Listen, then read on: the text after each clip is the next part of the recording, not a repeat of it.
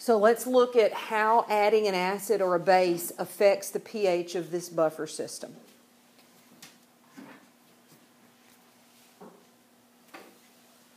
First off, we're talking about HF.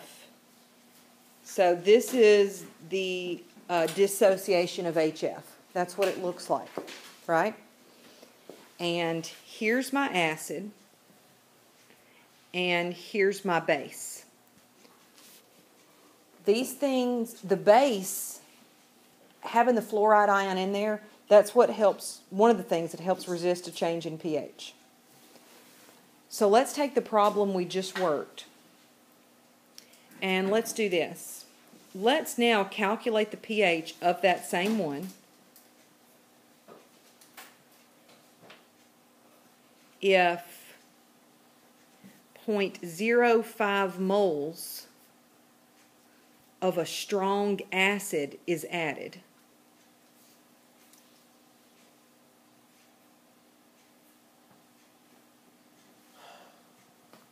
And we are going to make an assumption. We're going to assume that the volume remains constant at 1 liter.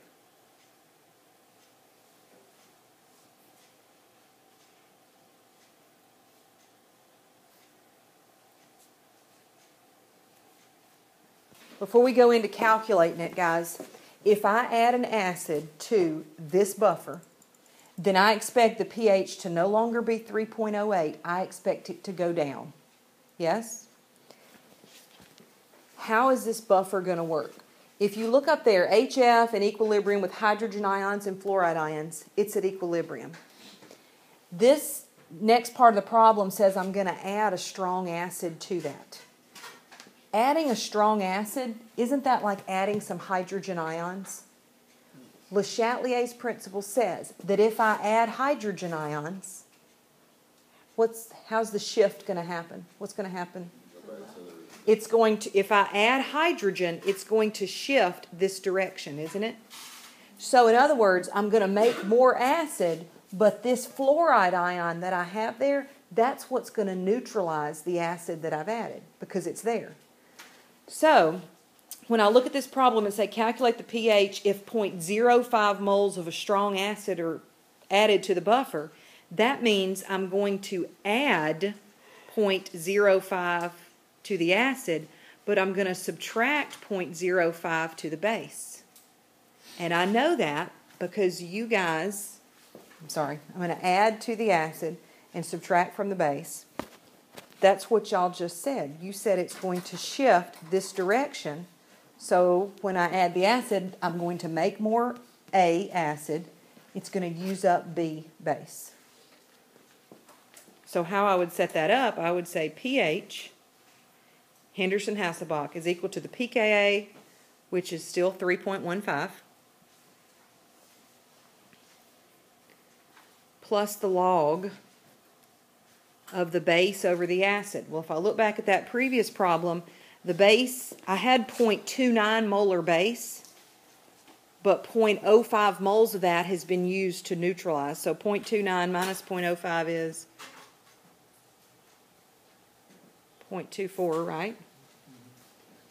And the acid number goes from 0.34 to 0.39, and that's how I change my numbers in the Henderson-Hasselbalch equation, and I get 2.94.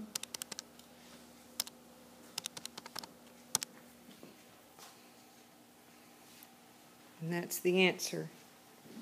We're about to do a base one where we add base, but y'all, I'm going to ask a problem like this on the test where I'm going to give you a buffer and say calculate the pH, and then I'm going to say, okay, we're going to add whatever. I don't know if it'll be hydrochloric acid, nitric acid, sodium hydroxide, whatever, and I'm going to say calculate the new pH. Think about it. If the pH of my buffer is 5.5, and then I add an acid to it, and that pH jumps to 6.2, does that make sense? No way. You're going to miss the whole thing if you do that. Because if you add an acid, you've got to drop your pH, right? Don't just punch it in and write what the calculator says. Because it says what you asked for. Okay? Just think about it. Please don't miss that. Oh, I recorded that little tirade. Shucks. Okay, so let's go back, y'all, and let's say we have this buffer. Okay, we've got 0.29 of the KF and 0.34 of the HF. That's the buffer we're starting with. And now let's calculate the pH.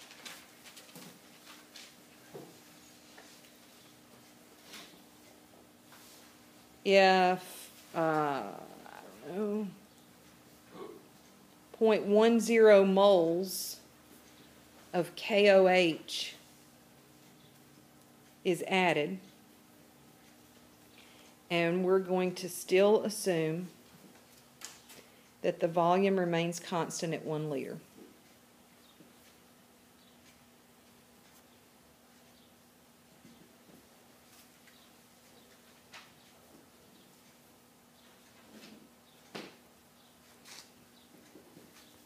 I'm going to go back and grab the information from the original problem.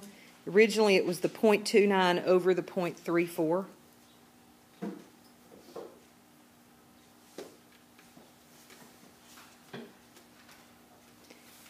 And then let's take what we have here and calculate how that's going to change the pH. What's KOH? It's a base, and y'all know that. So what do I do with this 0.29? What do I add? Add 0.1. To the top or the bottom? Okay, I'm going to add 0.1 to the top, and I'm going to subtract 0.1 from the bottom. So that's going to give me a new ratio of 0.39 over 0.24, right?